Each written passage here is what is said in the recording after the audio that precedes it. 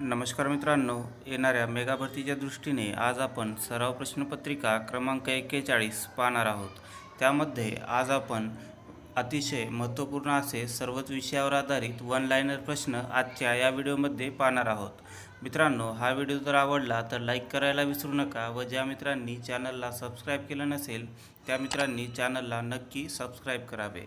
त्यामधले आजचे आपले पहिले वन लाइनर आहे, कन्याकुमारी हे सुप्रसिद्ध ठिकाण कोणत्या राज्यात आहे? तर मित्रांनो, कन्याकुमारी हे सुप्रसिद्ध ठिकाण तामिळनाडू राज्यामध्ये आहे. त्यानंतरचा आहे, भारतीय राज्यघटनेतील 44वे कलम समान नागरी कायद्याशी संबंधित आहे.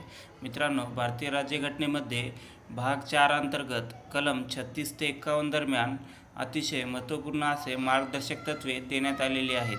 त्यामध्ये कलम 44 नुसार समान नागरी कायदा हे कलम अंतर्भूत आहे. त्यानंतरचा वन लाइनर आहे, भारताचा राष्ट्रपती आपला राजीनामा कोणाकडे सुपूर्द करतो? तर मित्रांनो, भारताचा राष्ट्रपती आपला राजीनामा उपराष्ट्रपतीकडे सुपूर्द करतो. त्यानंतर सन 1885 मध्ये राष्ट्रसभेचे पहिले अधिवेशन मुंबई येथे उमेशचंद्र बॅनर्जी यांच्या अध्यक्षतेखाली पार पडले. मित्रांनो, सन 1885 मध्ये सर ॲलन हुम यांनी भारतीय राष्ट्रीय काँग्रेसची स्थापना केली होती. त्यानंतर सन 1931 मध्ये गांधी आयर्विन करार संमत करण्यात आला. मित्रांनो, सन 1931 मध्ये गांधी आयर्विन करार संमत झाला व त्यानुसार महात्मा गांधीजी दुसऱ्या गोलमेज परिषदेसाठी त्यांनी उपस्थिती दर्शविली होती. त्यानंतर सन 1857च्या उठावाची सुरुवात बराकपूर येथून झाली होती. त्यानंतर खालीलपैकी कोणते जलविद्युत केंद्र रायगड जिल्ह्यात आहे? तर मित्रांनो, भीरा जलविद्युत केंद्र रायगड जिल्ह्यामध्ये आहे. त्यानंतरचा वन लाइनर आहे, त्रिस्तरीय पंचायत राज पद्धतीत सर्वोच्च पातळीवर कार्य करणारी संस्था कोणती? तर मित्रांनो, त्रिस्तरीय पंचायत राज पद्धतीत सर्वोच्च पातळीवर कार्य करणारी संस्था जिल्हा परिषद ही आहे. त्यानंतर खालीलपैकी कोणास महानगरातील प्रथम नागरिक म्हणून संबोधले जाते? तर मित्रांनो, महापौरास महानगरातील प्रथम नागरिक म्हणून संबोधले जाते. मित्रांनो, महापौर हा शब्द सर्वप्रथम स्वातंत्र्यवीर सावरकर यांनी वापरला होता. त्यानंतर तलाठी हा ग्रामीण मुलकी प्रशासन व्यवस्थेतील ग्रामस्तरावरील अतिशय महत्त्वपूर्ण घटक आहे. त्यानंतर पेनिसिलिनचा शोध कोणी लावला? तर मित्रांनो, पेनिसिलिनचा शोध अलेक्झांडर फ्लेमिंग यांनी लावला. त्यानंतर सन 2018 मध्ये महेंद्रसिंग धोनी या क्रिकेटपटूस पद्मभूषण पुरस्कार प्रदान करण्यात आला आहे. त्यानंतर फ्री हिट ही संज्ञा कोणत्या खेळाशी संबंधित आहे? तर मित्रांनो, फ्री हिट ही संज्ञा क्रिकेट या खेळाशी संबंधित आहे. त्यानंतर भारतातील सर्वाधिक सागरी किनारा लाभलेले घटक राज्य कोणते? तर मित्रांनो, भारतातील सर्वाधिक सागरी किनारा लाभलेले घटक राज्य गुजरात आहे. मित्रांनो, गुजरात या राज्याला 1600 किमीचा समुद्रकिनारा लाभलेला आहे. तर सर्वात कमी समुद्रकिनारा लाभलेलं राज्य गोवा हे आहे. त्यानंतरचा प्रश्न आहे, क्षयकिरणाचा शोध कोणी लावला? तर मित्रांनो, क्षयकिरणाचा शोध विल्यम रोटेंजन यांनी लावला. त्यानंतर खालीलपैकी पश्चिम वाहिनी नदी कोणती? तर मित्रांनो, नर्मदा ही पश्चिम वाहिनी नदी आहे.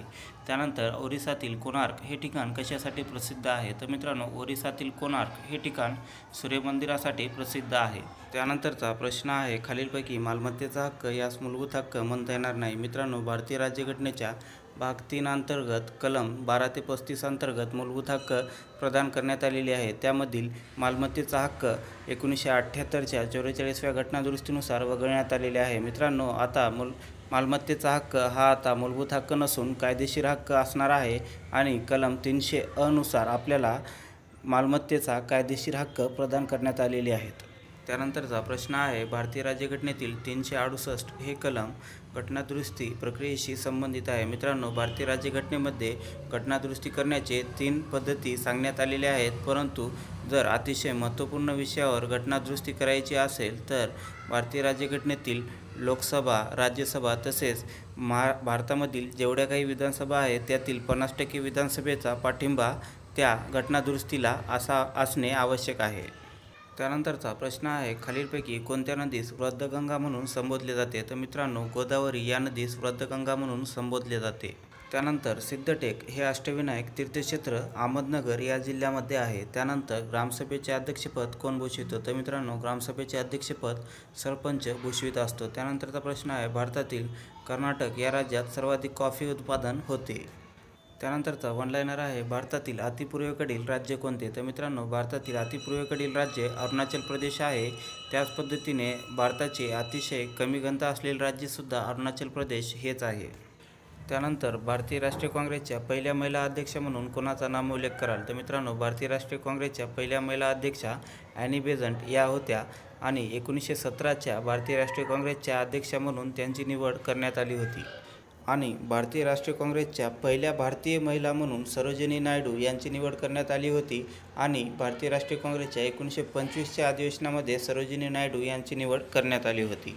त्यानंतरचा प्रश्न आहे, पुणे कराराशी संबंध असणारे नेते म्हणून कोणाचा नामोल्लेख कराल? तर मित्रांनो, पुणे कराराशी संबंधित नेते महात्मा गांधी आणि डॉक्टर बाबासाहेब आंबेडकर हे होत. मित्रांनो, 1932मध्ये महात्मा गांधी येरवडा तुरुंगामध्ये असताना पुणे करार महात्मा गांधी व डॉक्टर बाबासाहेब आंबेडकर यांच्यामध्ये झाला होता. मित्रांनो, दलितांना वेगळे मतदारसंघ न देता दलितांसाठी राखीव जागा या निवडणुकीमध्ये ठेवण्यात यावेत यासाठी हा पुणे करार झाला होता. त्यानंतर खालीलपैकी लॉर्ड वेलस्ली या गव्हर्नर जनरलने तैनाती फौजेची पद्धत सुरू केली होती. त्यानंतर पंढरपूर नजीक चंद्रभागा या नावाने ओळखली जाणारी नदी कोणती? तर मित्रांनो, भीमा नदी ही पंढरपूर नजीक चंद्रभागा या नावाने ओळखली जाते. त्यानंतर ताडोबा राष्ट्रीय उद्यान कोणत्या जिल्ह्यात आहे? तर मित्रांनो, ताडोबा राष्ट्रीय उद्यान चंद्रपूर या जिल्ह्यामध्ये आहे. अशा पद्धतीने अतिशय महत्त्वपूर्ण असे वन लाईनर प्रश्न आजच्या या व्हिडिओमध्ये आपण पाहिलेले आहेत. मित्रांनो, हा व्हिडिओ जर आवडला असेल तर लाईक करायला विसरू नका व ज्या मित्रांनी आमच्या चॅनलला आत्तापर्यंत सबस्क्राईब केले नसेल त्या मित्रांनी आमच्या चॅनलला नक्की सबस्क्राईब करावे.